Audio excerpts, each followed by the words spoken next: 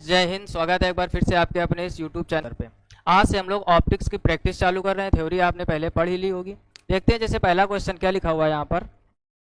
पहला क्वेश्चन लिखा है हमारा, निम्नलिखित में से किस प्रकार के दर्पण में प्रकाश का पार्श्व परिवर्तन होता है। अब ध्यान से समझना, हमने कई बार बताया है कोई भी क्वेश्चन आपको करना हो पहले उसमें क्वेश्चन में कौन से नए वर्ड मिले उनको आप ध्यान से पढ़िए। जैसे यहाँ पर एक वर्ड मिला आपको, क्या? दर्पण। पहला क्या मिला आपको यहाँ पर? दर्पण, जिसके बारे में हमें विशेष से जानकारी करनी है। दूसरा मिला यहाँ पर प्रकाश, और तीसरा मिला है पार्श्व परिवर्तन। ठीक, तो जब तक क्वेश्चन की डिटेल में आप सीखोगे नहीं तब तक उसके ऑप्शन कर पाना आसान नहीं होता, ऐसा समझिए आप। जैसे सबसे पहले यहाँ पर लिखा हुआ है दर्पण, तो पहले हमें दर्पण के बारे में जानकारी करनी है। दर्पण यानी जिसको इंग्लिश में बोलेंगे हम लोग मिरर। अब दर्पण होता क्या है, दर्पण कैसे बनता है, दर्पण कितने प्रकार के होते हैं, दर्पण में प्रतिबिंब कहाँ बनता है, समतल दर्पण प्रतिबिंब कैसे बनाता है, उत्तल दर्पण कैसे बनाता है, और अवतल दर्पण कैसे बनाता है, ये सब जानकारी डिटेल से होनी चाहिए। अब जैसे आपका क्वेश्चन है यहाँ पर दर्पण से, तो दर्पण के सबसे पहले आप प्रकार सीखिए कि दर्पण कितने प्रकार के होते हैं और दर्पण में क्या क्या और सारी चीजें होती हैं। जैसे दर्पण का अगर हम आपसे एक प्रश्न करें कि दर्पण कितने प्रकार का होता है, तो आपके मन में एक तुरंत जवाब आएगा, दर्पण दो प्रकार के, उत्तल दर्पण और अवतल दर्पण, यानी convex mirror and concave mirror. लेकिन यहीं पर आपने सबसे बड़ी गलती कर दी। दो प्रकार के तो होते हैं, लेकिन कौन कौन से उनको आप समझिए। जैसे पहला यहाँ पर होता है प्लेन मिरर। पहला क्या करेंगे? प्लेन मिरर, जिसको हम लोग हिंदी में बोलेंगे समतल दर्पण। क्या बोलेंगे? समतल दर्पण। और दूसरा यहाँ पर पढ़ेंगे हम लोग स्फेरिकल मिरर। क्या बोलते हैं? स्फेरिकल मिरर, यानी गोलीय दर्पण। ध्यान से समझना हर एक बात को। और एक चीज और खास याद रखो, अगर आपको फिजिक्स में अच्छा होना है, ध्यान से समझना, अगर आपको फिजिक्स में अच्छा होना है तो फिजिक्स को रटना बंद कर दीजिए, सीखना चालू करिए। जिस दिन से आप सीखना चालू कर दोगे, यकीन मानो फिजिक्स नाम का जो डर होता है बिल्कुल खत्म हो जाएगा। अब जैसे यहाँ पर हमने लिखा प्लेन मिरर और स्फेरिकल मिरर।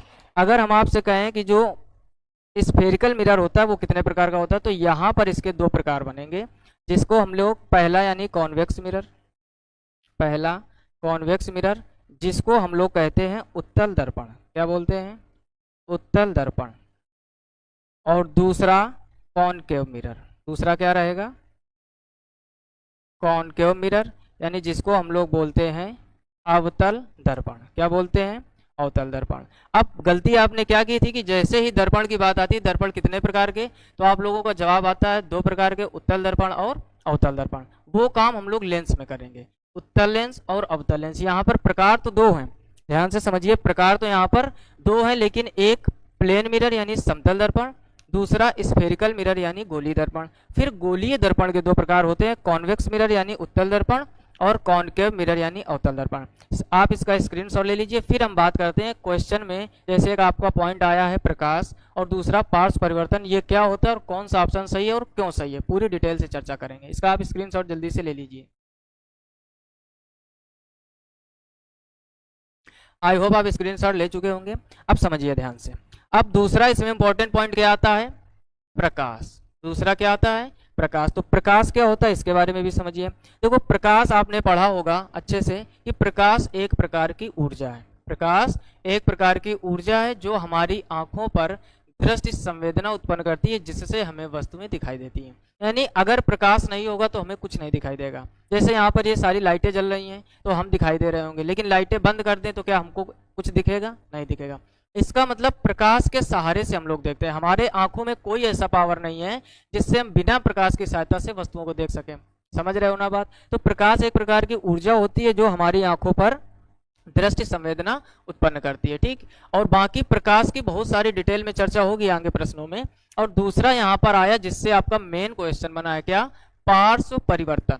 ये क्या होता है? ये नई चीज आ गई। अब देखो ध्यान से, जो उत्तल दर्पण होता है आपका, और अवतल दर्पण और आयताकार दर्पण, समतल दर्पण, सबसे पहले आप इंग्लिश में इनको समझ लीजिए। इनके क्या नाम होते हैं? जैसे उत्तल दर्पण को हम लोग क्या बोलते हैं? Convex mirror. क्या बोलते हैं? Convex mirror. इनका यूज कहाँ होता है अभी चर्चा करेंगे। दूसरा लिखा हुआ अवतल दर्पण यानी कॉनकेव मिरर, यानी कॉनकेव मिरर। समतल दर्पण यानी प्लेन मिरर हो गया। ठीक, अभी हमने डिटेल से इसको आपको बताया था कि प्रकार में कैसे क्या होता है, प्लेन मिरर। और ये है आयताकार दर्पण यानी रेक्टेंगुलर मिरर। Rectangular mirror. ठीक है, आप ध्यान से समझिए जो हमारा क्वेश्चन था। क्वेश्चन में क्या कहा गया है? क्वेश्चन में कह रहा है निम्नलिखित में से किस प्रकार के दर्पण में प्रकाश का पार्श्व परिवर्तन होता है?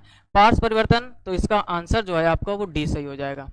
क्यों सही हो जाएगा? पार्श्व परिवर्तन का मतलब समझिए।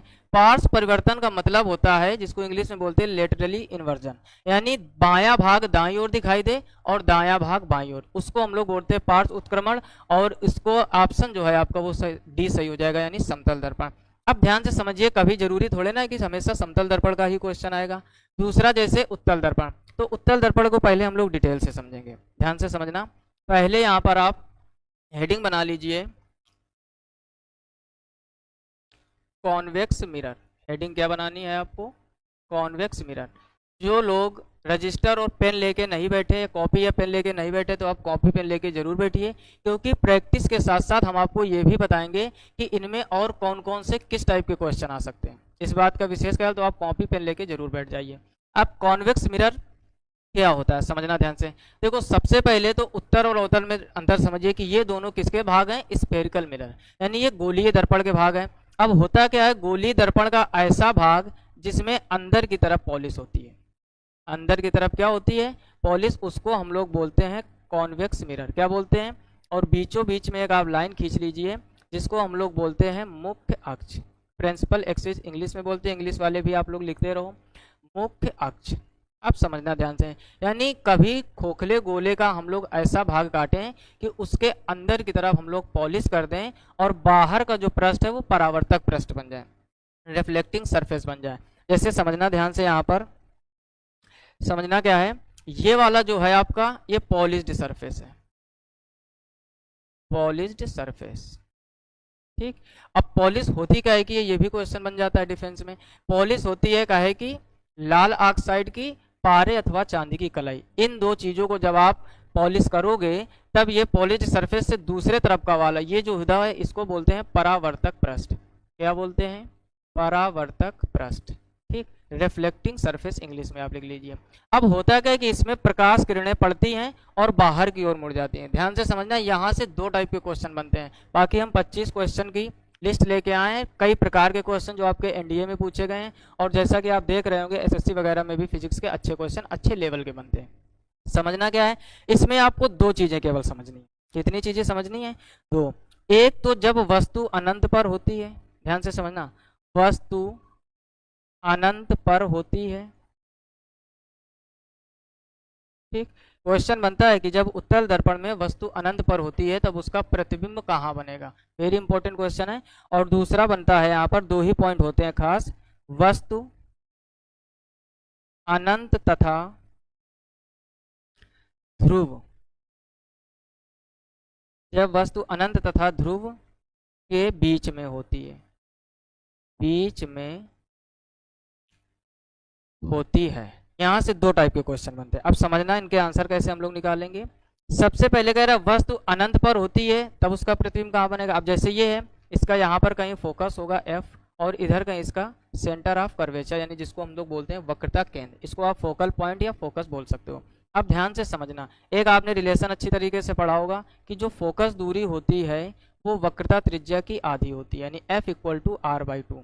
अब ध्यान से समझिए कि जब इसमें वस्तु अनंत पर रखी जाती है, अनंत आप इधर कहीं मान लो, ठीक, ये आपकी कोई वस्तु है जो इनफाइनाइट यानी अनंत पर रखी हुई है। ध्यान से समझना, कॉन्सेप्ट जब आप सीख जाओगे, क्वेश्चन कैसा भी घुमाकर पूछा जाए गलत नहीं होगा। न्यूमेरिकल एक ऐसी चीज़ है कि आप कैलकुलेशन करके कहीं तक सही कर सकते हो, लेकिन थ्योरेटिकल क्वेश्चन जब तक आप थ्योरी को सही से समझोगे नहीं तब तक आपके गलत होने के चांस ज़्यादा रहते हैं।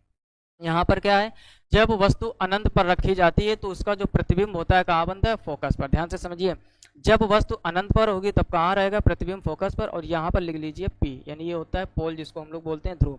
तो पहले जो क्वेश्चन का आंसर है, वस्तु अनंत पर होती है तब उसका प्रतिबिंब कहाँ बनेगा? उसका प्रतिबिंब बनेगा आपका फोकस पर। कहाँ बनेगा? फोकस पर। दूसरा पूछा जाता है कैसा बनेगा, तो ये हमेशा बनता है वस्तु से छोटा, छोटा या बहुत छोटा, वस्तु से छोटा, या आप ऐसे लिख सकते हो बहुत छोटा। ठीक, साथ ही साथ सीधा और आभासी। ठीक, इतनी बातें आपको ध्यान रखनी है कि जब भी अब उत्तल दर्पण यानी कॉन्वेक्स मिरर की वस्तु अनंत पर होती है तब उसका प्रतिबिंब कहाँ बनता है? फोकस पर। वस्तु से बहुत छोटा, सीधा और आभासी बनेगा। दूसरा कह रहा है वस्तु अनंत तथा ध्रुव के बीच में होती है। अब ध्यान से समझो, अनंत आपका ये है, ध्रुव आपका ये है, इसके और इसके बीच में इतनी जगह में आप वस्तु को यहाँ पर ऐसे लिख लीजिए, वस्तु को आप कहीं भी रखोगे तो उसका प्रतिबिंब हमेशा फोकस तथा ध्रुव के बीच में यानी इस बीच में कहीं भी बन जाएगा। ठीक है ना। जब वस्तु अनंत पर होती है तब उसका प्रतिबिंब फोकस पर, वस्तु से बहुत छोटा, सीधा और आभासी। दूसरा पॉइंट क्या है कि जब वस्तु अनंत तथा ध्रुव के बीच में रखते हैं तो उसका प्रतिबिंब कैसा कहाँ बनता है? ध्रुव तथा फोकस के बीच में। कहाँ बनता है? ध्रुव तथा फोकस के बीच में। और बनेगा कैसा उसको भी समझ लीजिए। अब यहाँ पर आप बहुत छोटा वर्ड नहीं लिख सकते हो, यहाँ पर लिखोगे छोटा। ऐसा लिखोगे, छोटा, सीधा और आभासी। ठीक, बहुत बार आपके एनडीए या एयरफोर्स में यहाँ से क्वेश्चन बने हैं, तो ये इसका आप जल्दी से स्क्रीनशॉट ले लीजिए। ये चर्चा हो गई आपकी उत्तल दर्पण की। ठीक, दो ही पॉइंट होते हैं। पहला, जब वस्तु अनंत पर तब प्रतिबिंब फोकस पर, वस्तु अनंत तथा ध्रुव के बीच में तो प्रतिबिंब फोकस तथा ध्रुव के बीच में। ठीक, और बनता कैसा है? मेन क्वेश्चन आपका यहाँ से बनता है, छोटा, सीधा, आभासी। और जब अनंत पर होगी बहुत छोटा, सीधा और आभासी। इसका क्वेश्चन एक एनडीए में पूछा गया था, आगे हम लोग उस क्वेश्चन की चर्चा करेंगे। तो आई होप आप इसको अच्छे से समझ गए होंगे। यानी हम लोगों ने जो चर्चा की है उत्तल दर्पण की। ठीक, उत्तल दर्पण में क्या क्या चीजें हो सकती है, कैसा प्रतिबिंब बनता है और कहाँ पर रखने पर कैसा बनता है। आप इसका स्क्रीनशॉट ले लीजिए। फिर हम लोग अब चर्चा करेंगे किसकी? अवतल दर्पण यानी कॉनकेव मिरर की। वो मोस्ट इंपॉर्टेंट है इससे भी ज्यादा, क्योंकि उसमें पूरी 6 कंडीशन बनती हैं। और यकीन मानो अभी वो जब हम आपको समझाएंगे तो वो पूरी 6 की 6 कंडीशन आपको रटनी नहीं पड़ेंगी, एक साथ आप पूरी 6 कंडीशन सीख जाओगे। मतलब हमारा यही कि आपको फिजिक्स को रटना नहीं है, फिजिक्स को सीखना है। और क्वेश्चन के साथ साथ हम आपको सिखाते हुए चलेंगे। आप इसका स्क्रीनशॉट ले लीजिए। आई होप आप स्क्रीनशॉट ले चुके होंगे। अब देखिए चर्चा करते हैं हम लोग इसकी दूसरा अवतल दर्पण। तो अब आप हेडिंग यहाँ पर बना लीजिए, क्या? अवतल दर्पण। हेडिंग क्या बनानी है आपको? अवतल दर्पण। इंग्लिश में, इंग्लिश वाले लिख लीजिए आप कॉनकेव मिरर। Concave mirror. ठीक, अब देखो इसमें क्या होता है, ध्यान से समझिए। अब कॉनकेव मिरर जो होता है इसमें हम लोग पॉलिश करते हैं। ध्यान से समझो। पहले तो आप ऐसे एक कटा हुआ गोले का भाग बना लीजिए। कॉनकेव मिरर जो होता है यानी अवतल दर्पण, इसमें पॉलिश बाहर की तरफ करते हैं। पॉलिश कहाँ होती है? बाहर की तरफ। अब पूरी वो 6 कंडीशन आप तभी सीख पाओगे जब आप इसको थोड़ा डिटेल से समझोगे। इसको M1 और M2 बोल दिया।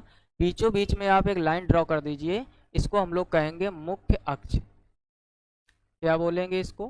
मुख्य अक्ष। अब इसके सभी सिंबल लिख दीजिए। ठीक, ध्यान से समझना। जैसे यहाँ पर जो होता है इसको कहते हैं दर्पण का ध्रुव यानी पोल। इसके थोड़ा आगे आप यहाँ पर मान लीजिए फोकस को। ठीक, फोकल पॉइंट या फोकस बोल देते हैं।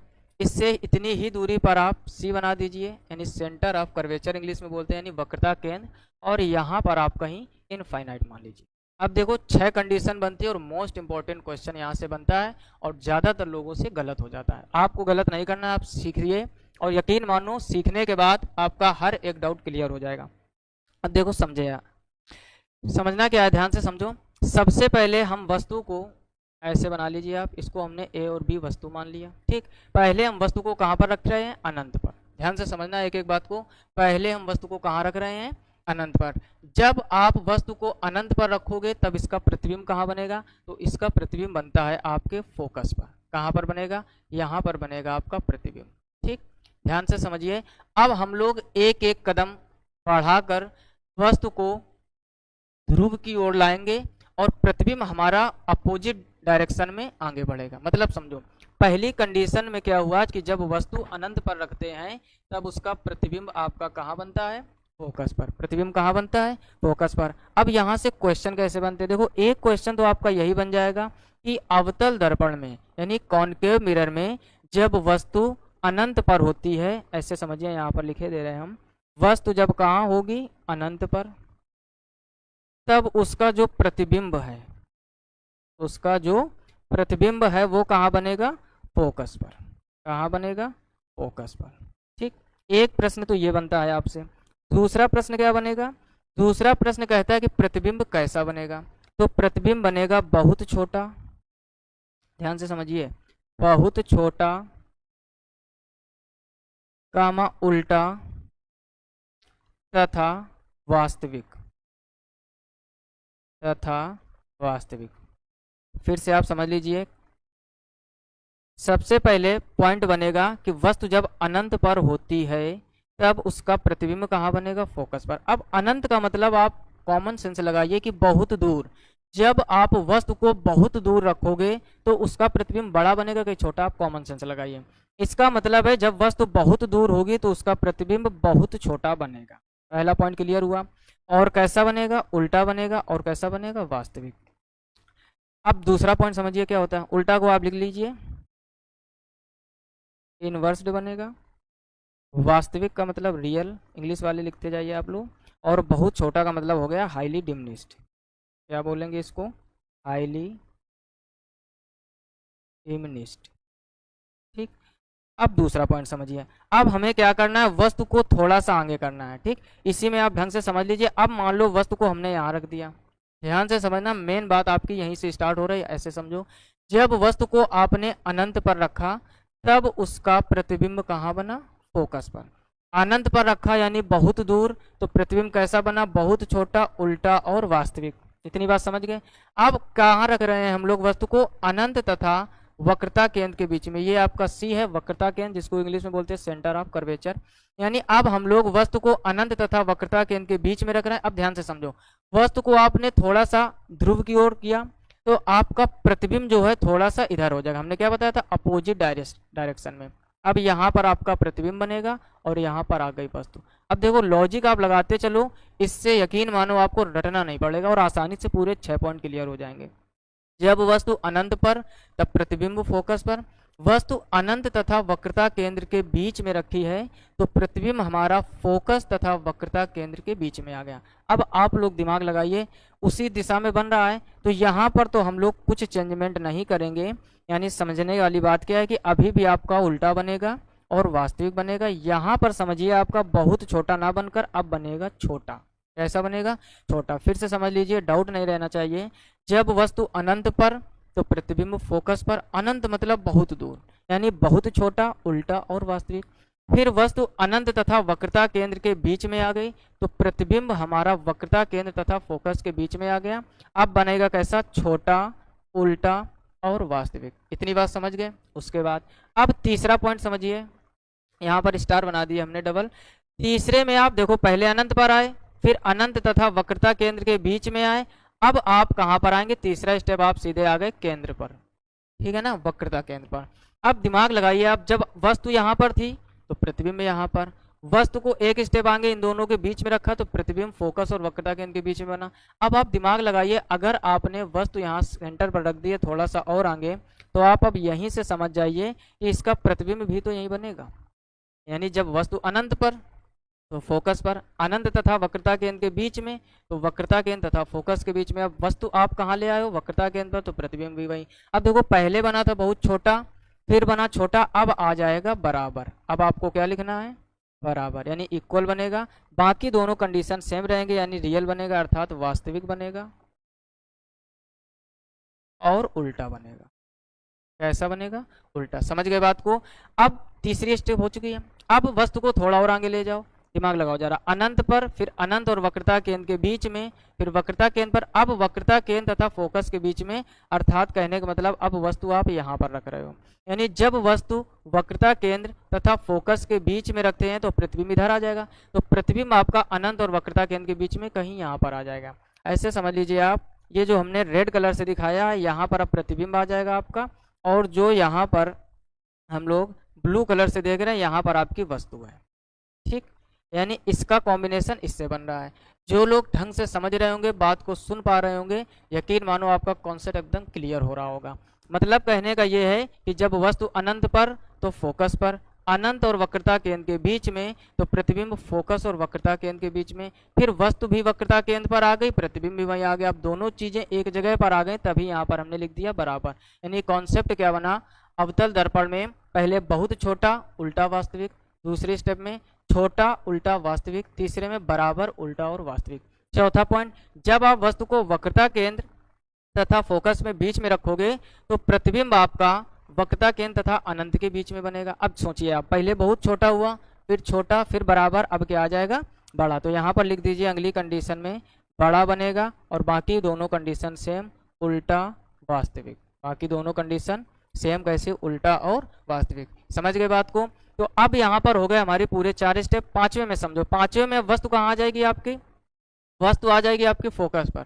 धीरे धीरे उधर बढ़ते जा रहे हैं हम लोग। पहले अनंत पर रखा, फिर अनंत और वक्रता केंद्र के बीच में रखा, फिर वक्रता केंद्र पर रखा, फिर वक्रता केंद्र और फोकस के बीच में रखा। अब वस्तु आपकी कहाँ आ गई, फोकस पर। वस्तु आपकी कहाँ आ गई, फोकस पर। अब आप दिमाग लगाइए, प्रतिबिंब हमारा यहाँ तक आ चुका था, तो अब प्रतिबिंब कहाँ आ जाएगा, अनंत पर। प्रतिबिंब कहाँ आ जाएगा, अनंत पर। यानी जब वस्तु फोकस पर होती है तब उसका प्रतिबिंब अनंत पर होता है। अब आप दिमाग लगाइए, फोकस पर और अनंत पर। बड़ा तो हो ही चुका था, तो अब जो प्रतिबिंब की स्थिति होगी वो हो जाएगी यहाँ पर बहुत बड़ा, ऐसा हो जाएगा, बहुत बड़ा कामा उल्टा और कामा वास्तविक, उल्टा व वास्तविक। आई होप आप पूरे 5 पॉइंट अच्छे से समझ गए होंगे। छठवां मोस्ट इंपॉर्टेंट है, क्योंकि इन 5 पूरे पॉइंट में हमेशा आपका कॉमन क्या रहता है, उल्टा और वास्तविक। ठीक है ना। अब वस्तु कहाँ पर, अब देखो यहाँ पर दूसरा स्टेप यहाँ, तीसरा स्टेप यहाँ, चौथा स्टेप यहाँ, पांचवा स्टेप। अब वस्तु आ जाएगी आपकी यहाँ पर। यानी जब वस्तु को हम फोकस तथा ध्रुव के बीच में रखते हैं, अब आप दिमाग लगाइए, प्रतिबिंब अनंत तक तो आ ही चुका था, तो अब ये बनता है बिहाइंड द मिरर, यानी दर्पण के पीछे। अब यहीं पर मोस्ट इंपॉर्टेंट पॉइंट क्या, और यहीं पर आपके डिफेंस में क्वेश्चन बनते हैं।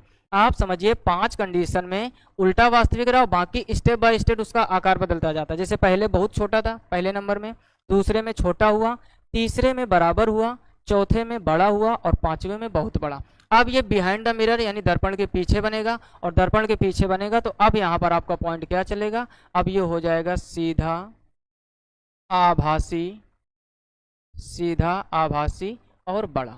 ठीक। अब यहाँ पर आप समझिए, यानी जो अवतल दर्पण है हमारा, इसमें हर टाइप की कंडीशन है। छोटा भी बनाता है, बराबर भी बनाता है, बहुत छोटा भी बनाता है, बहुत बड़ा भी, और सीधा आभासी बड़ा भी। यानी तभी अवतल दर्पण की 6 मोस्ट इंपॉर्टेंट कंडीशन है, जिनको हमने अभी आपको डिटेल में समझाया। आप इनका स्क्रीनशॉट ले लीजिए। स्क्रीनशॉट में कम समझ में आएगा, लेकिन आप ये समझिए जो हमने चीज़ें समझाई है, तभी अलग अलग फिगर नहीं बनाया, एक ही में बताया, ताकि आप हर एक चीज़ को अच्छे से समझ सको। तो यानी जब भी अवतल दर्पण में वस्तु को हम ध्रुव तथा फोकस के बीच में यानी यहाँ पर रखेंगे, तो उसका प्रतिबिंब हमेशा दर्पण के पीछे यानी बिहाइंड द मिरर, और कैसा बनेगा, सीधा आभासी बड़ा, क्योंकि अब ये दर्पण के पीछे आ गया। जब तक सामने रहोगे तब तक उल्टा और वास्तविक रहेगा। तो ये चर्चा हो गई दूसरे यानी अवतल दर्पण की। और तीसरा जो आपका लिखा, पहले आप इसका स्क्रीनशॉट ले लीजिए, फिर इन दोनों की चर्चा करते हैं।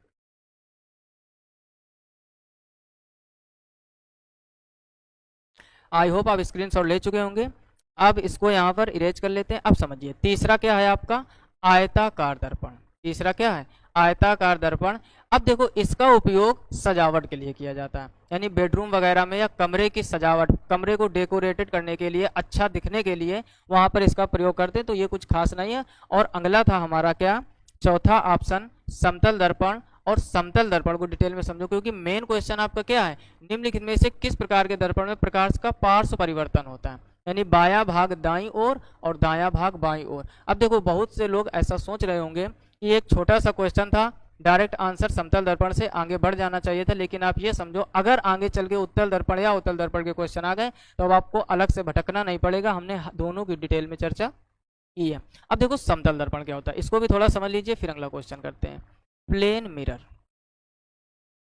इंग्लिश में क्या होता है, प्लेन मिरर, और हिंदी में क्या बोल देते हैं, समतल दर्पण। तो यहाँ पर आप समतल दर्पण लिख लीजिए। अब देखो समतल दर्पण से कौन कौन से पॉइंट बनते हैं और कौन कौन से इसमें इंपॉर्टेंट पॉइंट होते हैं, ध्यान से समझना और ध्यान से सुनना। ठीक। पहला तो समतल दर्पण का यही जो आपका क्वेश्चन बना है कि जो समतल दर्पण होता है उसमें बायां भाग दाईं ओर और दायां भाग बाईं ओर दिखाई देता है, यानी लेफ्ट वाला राइट साइड में और राइट वाला लेफ्ट। पहला पॉइंट यही समझ लीजिए, यानी जो लेफ्ट वाला है वो राइट साइड में दिखाई देगा और जो राइट वाला है वो लेफ्ट साइड में दिखाई देगा। ठीक है ना। जैसे फ़ोन वगैरह में हम लोग जब सेल्फी फोटो खींचते हैं, अगर इस तरफ से मांग कड़ी हुई है तो इस तरफ की ओर नजर आती है। समझ गए ना बात को। यानी जो ये लेफ्ट वाला राइट और राइट वाला लेफ्ट दिख रहा है, इसी को बोलते हैं पार्श्व उत्क्रमण, लेटरल इनवर्टेड। ठीक, अब उसके बाद समझिए दूसरा पॉइंट क्या होता है। समतल दर्पण प्रतिबिंब कैसा बनाता है, बहुत बार क्वेश्चन बना है। तो समतल दर्पण हमेशा आभासी प्रतिबिंब बनाता है। कैसा बनाता है, तो दूसरा पॉइंट यहाँ पर लिख लीजिए, आभासी बनाता है। ठीक, तीसरा पॉइंट, अगर समतल दर्पण में हमें किसी भी वस्तु का पूरा प्रतिबिंब देखना है, यानी अगर समतल दर्पण में हम अपनी पूरी इमेज देखना चाहें तो उसकी मिनिमम लंबाई वस्तु की लंबाई की आधी होनी चाहिए। ध्यान से समझिए, यानी कहने का मतलब, अगर कोई व्यक्ति, ध्यान से समझिए, अगर कोई व्यक्ति 6 फीट लंबाई का है तो जो दर्पण है, ध्यान से समझना, जो समतल दर्पण है मिनिमम 3 फीट का होना चाहिए। इससे ज़्यादा हो जाए कोई इफेक्ट नहीं पड़ेगा, पूरा प्रतिबिंब दिखेगा।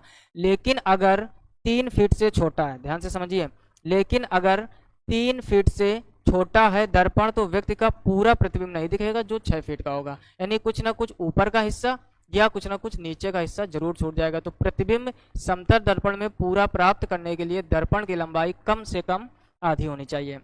उसके बाद इंपॉर्टेंट पॉइंट क्या है, उसके बाद यहाँ पर पॉइंट बनता है कि आभासी, तो यहाँ पर हो गया, ये आभासी बनता है। साथ ही साथ समतल दर्पण में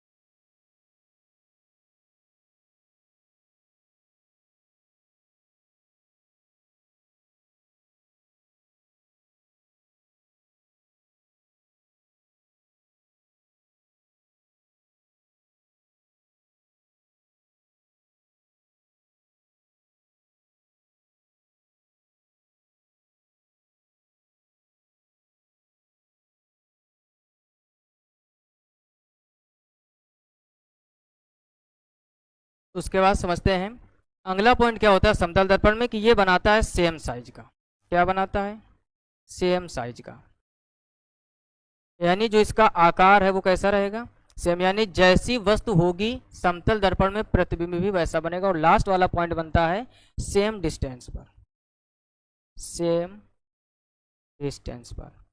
बात समझ गए।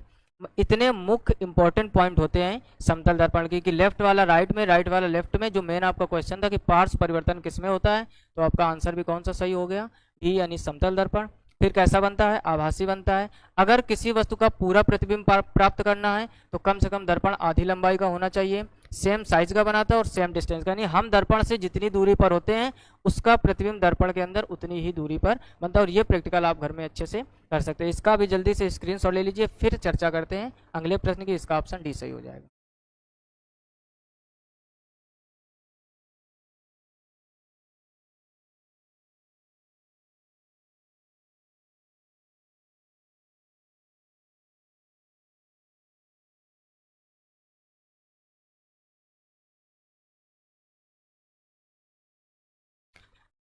आई होप आप स्क्रीनशॉट ले चुके होंगे। अब देखते हैं अगला क्वेश्चन।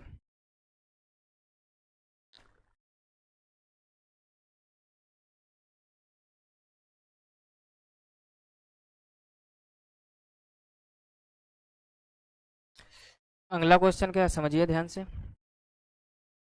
अगला क्वेश्चन कह रहा है, दो दर्पणों को एक दूसरे से 60 डिग्री के कोण पर झुकाकर रखा जाता है। फिर कह रहा है तथा उनके बीच एक वस्तु रखी जाती है, बनने वाले कुल छवियों की संख्या क्या होगी, यानी कितने प्रतिबिंब बनेंगे। आसान क्वेश्चन है। इसका एक फार्मूला होता है। फार्मूला क्या होता है कि प्रतिबिंबों की संख्या n इक्वल 360 अपान थीटा। अब देखो यहाँ पर कंडीशन बनती है।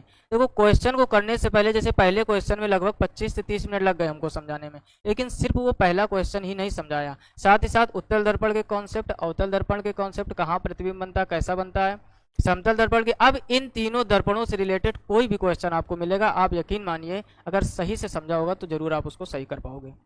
अब इसका फार्मूला क्या होता है, तो यहाँ पर 3 कंडीशन आप पढ़िए ध्यान से। कितनी कंडीशन पढ़नी है, 3। जब भी आप इसको सॉल्व करो, ध्यान से समझो, जब भी 360 अपान थीटा, जैसे इसमें थीटा इक्वल कितना दिया गया है आपको 60 डिग्री, अगर हल करने पर कोई इवन नंबर आ जाए, कैसा आ जाए, इवन नंबर आ जाए, यानी सम संख्या, कैसा आ जाए, सम संख्या, तो उसमें हमेशा आप 1 माइनस कर दीजिए प्रतिबिंबों की संख्या निकालने के लिए। जैसे अगर मान लो n का मान कुछ भी आ जाए, सम संख्या आ गया, मान लो 10 आ जाए, तो उससे 1 कम कर दोगे तो प्रतिबिंबों की संख्या कितनी होगी, 9। अगर मान लो n का मान 8 आ जाए तो उसमें 1 कम कर दोगे, कितना हो जाएगा, 7। यानी जब भी इवन नंबर आए तो उसमें आप 1 माइनस कर दोगे। जब भी ऑड नंबर आए, इसको भी ध्यान से समझिए। जब ऑड आए तो यहाँ पर लिखोगे नो चेंज, यानी ना कुछ घटाना है और ना ही कुछ जोड़ना है। और जब भी कोई भिन्न आ जाए दशमलव में, जैसे यहाँ पर आ गया 4.6, तो उसमें प्रतिबिंबों की संख्या 4 ली जाएगी, यानी दशमलव के बाद वाले का कोई अस्तित्व नहीं है। इस प्रकार के क्वेश्चन में प्रतिबिंबों की संख्या कितनी हो जाएगी? 4। अगर ऐसी कंडीशन बने, अभी हम क्वेश्चन भी करेंगे साथ में, आप इस फार्मूले और कॉन्सेप्ट को नोट कर लो, क्योंकि यहाँ पर कौन सा क्वेश्चन कैसा बनेगा उससे मतलब नहीं, क्वेश्चन में कोई भी कंडीशन आ सकती है। अगर सम संख्या आए तो एक माइनस कर दीजिए, वही प्रतिबिंबों की संख्या हो जाएगी। अगर विषम संख्या आए तो नो चेंज। अगर कोई दशमलव में संख्या आ जाएगी तो दशमलव के बाद वाले से कोई मतलब नहीं होता है, यानी इसमें क्या हो जाएगा, यहाँ पर 4 ही प्रतिबिंबों की संख्या ली जाएगी। इसका भी आप स्क्रीनशॉट ले लीजिए, फिर क्वेश्चन करते हैं। अब समझिए ध्यान से। अब जैसे क्वेश्चन क्या था, थीटा इक्वल कितना दिया गया है? 60। ध्यान से समझिए, थीटा इक्वल क्या दिया गया है? 60। अब प्रतिबिंबों की संख्या पूछिए आपसे, तो n इक्वल 360/60। 0 से 0 कट जाएगा, 6 से आप 36 को काटोगे, कितना आ जाएगा? 6। अब आप ये बताइए कैसी संख्या है? एक इवन नंबर है, यानी सम संख्या है। सम संख्या में एक माइनस कर देते हैं तो कितना आ जाएगा? 5। तो आंसर आपका सी सही हो जाएगा। ठीक, अगला क्वेश्चन देखते हैं।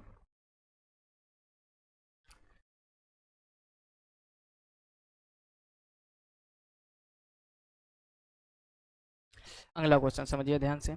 अगला क्वेश्चन में क्या है, कह रहा है कि प्रकाश की किरण एक गोलाकार दर्पण पर सामान्यता पड़ती है। आपतन कोण I और परावर्तन कोण R के मान क्रमशः हैं, और ये आपका एनडीए में पूछा गया क्वेश्चन। अब समझिए, गोलाकार दर्पण बोला, अभी हमने तभी पहले क्वेश्चन में आपको सब कुछ डिटेल में समझा दिया था। अब गोलाकार दर्पण, गोलाकार दर्पण आपके दो ही होते हैं, एक उत्तल दर्पण और एक अवतल दर्पण। ठीक, अब गोलाकार दर्पण जैसे मान लो ये है, ठीक, अंदर तरफ पॉलिश है। अब आप ही बताइए कौन सा दर्पण है? बाहर पॉलिश तो अवतल दर्पण यानी कॉनकेव मिरर, अंदर पॉलिश तो कॉन्वेक्स। अब कह रहा है कि इस पर सामान्यता पड़ती है। अब प्रकाश किरण ऐसे आ रही है और तो टकराकर ऐसे ही तो वापस जाएगी, यानी जैसे प्रकाश किरण आ रही वैसे जा रहा है, यानी इसमें I इक्वल 0 और R इक्वल 0, जो भी ऑप्शन है वही आपका सही हो जाएगा। देखते हैं, पहला I 0 R 90 गलत हो जाएगा, दूसरा I 90 है फिर R 0 है, ये भी गलत हो जाएगा, तीसरा भी गलत। ऑप्शन इसका कौन सा सही हो जाएगा? चौथा। तो इसका चौथा ऑप्शन सही हो जाएगा, यानी आपतन कोण यदि 0 होगा तो परावर्तन कोण भी 0 होगा। परावर्तन के दूसरे नियम में आपने पढ़ा होगा क्या, कि जो कोण I होता है वो सदैव कोण R के बराबर होता है, यानी angle of incident is always equal to angle of reflection, यानी जो आपतन कोण है वो सदैव परावर्तन कोण, या जो परावर्तन कोण है सदैव, ये दोनों आपस में बराबर होते हैं। तो यहाँ पर आपका ऑप्शन कौन सा सही हो जाएगा? डी। नेक्स्ट क्वेश्चन देखते हैं। अगला क्वेश्चन वेरी इंपॉर्टेंट क्वेश्चन है, ठीक, ये भी आपका एनडीए में पूछा गया क्वेश्चन है। अब समझो, कह रहा अवतल दर्पण की फोकस दूरी, ध्यान से समझो, अवतल दर्पण की फोकस दूरी ज्ञात करने के लिए एक प्रयोग में एक वस्तु को उससे 40 सेंटीमीटर की दूरी पर रखा जाता है। देखो ध्यान दीजिए, आप यहाँ पर सबसे पहले कह रहा फोकस दूरी ज्ञात करने के लिए तो आपको निकालना क्या है? एफ का मान, यानी फोकस दूरी। फिर कह रहा 40 सेंटीमीटर की दूरी पर रखा जाता है। जब भी आप वस्तु को रखो वो यू होता है, और कितना हो जाएगा? 40 सेंटीमीटर, और वस्तु की दूरी हमेशा माइनस। ये माइनस क्यों होती है इसकी चर्चा भी हम डिटेल से करेंगे। और साथ में कह रहा है कि और दर्पण से 24 सेंटीमीटर की दूरी पर छवि बनती है, यानी प्रतिबिंब की जो दूरी है उसको हम लोग v कितना दिया गया है? 24। अब देखो कुछ पॉइंट आप ध्यान रखो, कभी भी अवतल दर्पण बोले, ठीक, आप इसको चाहे ट्रिक समझ लीजिए और चाहे कॉन्सेप्ट, जैसे आपके माइंड में टिका रहे। अवतल दर्पण में आप एक ऐसे समझ लीजिए, सब कुछ माइनस, ठीक, सब कुछ निगेटिव लेंगे, यानी जब भी अवतल दर्पण होगा सब कुछ कैसा रहेगा? निगेटिव, यानी फोकस दूरी अगर लेनी है आपको तो आप निगेटिव लोगे, अगर वस्तु की दूरी वो भी निगेटिव लेंगे, प्रतिबिंब की दूरी वो भी निगेटिव लेंगे, यानी अवतल दर्पण में एफ, यू और वी तीनों निगेटिव। और अगर कहीं से उत्तल दर्पण, ध्यान से समझ लीजिए, अगर ये नहीं समझोगे आप तो यकीन मारो न्यूमेरिकल गलत हो जाएगा, माइनस प्लस में बहुत ज़्यादा मिस्टेक होती। उत्तल दर्पण में सिर्फ यू माइनस, ये क्यों होता है आप अच्छी तरीके से थ्योरी में पढ़ ही चुके होंगे, क्योंकि वस्तु को हमेशा बाईं ओर रखा जाता है और प्रकाश किरणें हमेशा बाईं ओर से दाईं ओर जाती हैं, चिन्ह परिपाटी का नियम जिसको बोलते हैं। तो यू आपका दोनों के लिए निगेटिव रहेगा, लेकिन अवतल दर्पण में अगर फोकस दूरी तो वो भी निगेटिव और प्रतिबिंब की दूरी वो भी निगेटिव। समझ गए बात को? और उत्तल दर्पण है तो केवल आपका यू निगेटिव रहेगा, बाकी दूरियां आप प्लस की लोगे। अब इस क्वेश्चन को आप आसानी से कर पाओगे। जैसे यहाँ पर समझते हैं ध्यान से, क्या क्या दिया गया था आपको, u का मान दिया गया है माइनस का 40 सेंटीमीटर, v का मान आपको दिया गया है माइनस का 24। माइनस क्यों लगा लिया, क्योंकि आपका दर्पण है अवतल यानी कॉनकेव मिरर। फोकस दूरी निकालना है, दर्पण का सूत्र आप भली बात सब लोग जानते हो, 1/f equal 1/v plus 1/u। ठीक, अगर इसी के बीच में हम माइनस लगाते तो यही फार्मूला लेंस के रूप में कार्य करने लगता है। मान रख के बस सॉल्व कर दीजिए, 1/f इक्वल 1/v का मान कितना है माइनस का 24 प्लस 1/u का मान कितना है माइनस का 40। इसको आप सॉल्व कर लीजिए तो 1/f इक्वल एलसीएम कितना हो जाएगा, दोनों में एलसीएम हो जाएगा 120। ठीक, 24 का भाग 120 में दोगे 5 यानी -5 आ जाएगा, और 40 ये 3 आ जाएगा। तो 1/f इक्वल क्या हो जाएगा माइनस का 8/120। अब देखो ये 1/f इक्वल है, तो जब f इक्वल आप निकालोगे तो इसको रिवर्स कर दोगे, यानी 120/8, 8 का भाग दे दीजिए इसमें, तो f इक्वल आ जाएगा, पहले तो आप माइनस लगा दीजिए, 8 एकम 8 कितना बचा 4 और 8 पंचे 40, तो फोकस दूरी आ जाएगी 15 सेंटीमीटर। अब देखो फोकस दूरी निगेटिव आ गई क्योंकि अवतल दर्पण है, तो 15 सेंटीमीटर कौन सा है ऑप्शन, आप समझ ही गए होंगे, पहला ऑप्शन इसका सही हो जाएगा। जल्दी से आप इसको नोट कर लीजिए या फिर स्क्रीनशॉट ले लीजिए। नेक्स्ट क्वेश्चन देखते हैं अगला क्या लिखा हुआ है।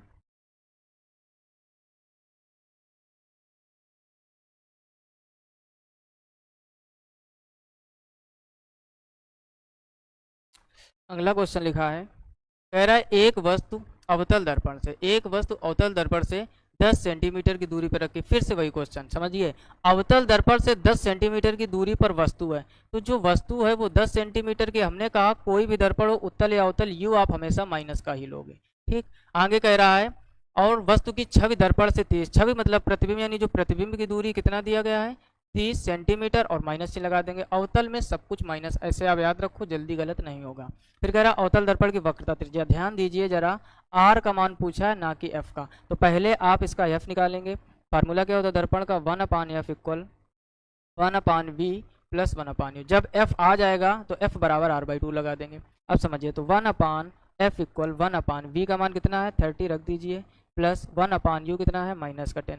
इसको आप जब सॉल्व करोगे तो 1/f इक्वल माइनस का 1/30, और ये प्लस माइनस माइनस 1/10। अब करेंगे क्या, 1/f इक्वल एलसीएम कितना हो जाएगा 30, इसको आप डिवाइड करोगे -1 और ये -3 आ जाएगा, ध्यान से समझना। तो ये हो जाएगा 1/f इक्वल माइनस का 4/30, तो f इक्वल हो जाएगा 30/4। इसको आप 4 से काट दीजिए, तो जब आप इसको काटोगे तो f इक्वल क्या आ जाएगा -4 का भाग दोगे 30 में 7 और 4 पंचे 20, तो ये 7.5 आ गया। बहुत से लोग जल्दबाजी में आंसर ये टिक कर देंगे सी नंबर, यही गलत हो जाएगा। ध्यान से समझिए, पूछा क्या गया आपसे, वक्रता त्रिज्या पूछी गई है। क्या पूछी गई है, वक्रता त्रिज्या। वक्रता त्रिज्या और फोकस दूरी में क्या संबंध होता है, आप लोग पढ़े होंगे अच्छी तरीके से, f बराबर r/2। अब अगर आपको r का मान निकालना है तो r बराबर क्या हो जाएगा 2f इक्वल 2 इंटू एफ का मान कितना है माइनस का 7.5। इसका जब आप r निकालोगे तो माइनस का 15 सेंटीमीटर आ जाएगा। जो लोग अभी भी कॉपी पेन लेके नहीं बैठे, आप जब भी फिजिक्स पढ़िए ध्यान दीजिए, आप साथ साथ नोट करते रहिए, ताकि आपकी कैलकुलेशन भी अच्छी होती रहे और साथ ही साथ क्वेश्चन का आपके पास कलेक्शन एक अच्छा हो जाए। तो इसका ऑप्शन कौन सा सही हो जाएगा, ये जल्दी से आप इसको भी नोट कर लीजिए।